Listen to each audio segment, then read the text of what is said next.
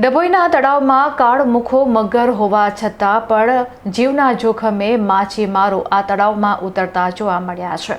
હાલના દિવસોમાં રાજ્યભરમાં નદી તળાવોમાં મગર દ્વારા માણસો પર હુમલાની ઘટનાઓ વધી રહી છે.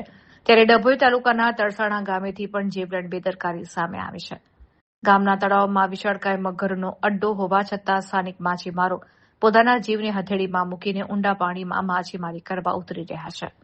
સ્થાનિક સૂત્રોના જણાવ્યા અનુસાર માત્ર 5 દિવસ પહેલા જ આ તળાવના કિનારે એક મહાકાય મગર લટાર મારતો જોવા મળ્યો હતો. તળાવમાં અનેક મગરો હોવાની આશંકા વચ્ચે પ્રત્યક્ષ પુરાવા મળ્યા હોવા છતાં માછીમારો તદ્દન બેફિકર બનીને સવાર સાંજ ઊંડા પાણીમાં જાળ નાખી રહ્યા છે. લાલચ કે મજબૂરીવશ ખેલાતો જીવ સટોસટનો આ ખેલ ગમે ત્યારે મોટી હોનારતમાં પરિણમી શકે છે.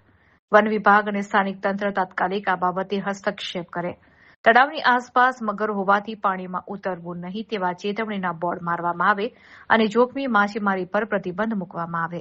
સ્થાનિકોમાં હવે એ વેધક સવાલ ઉઠી રહ્યો છે કે જો કોઈ માછીમાર મગરનો શિકાર બનશે તો તેની જવાબદારી કોની રહેશે?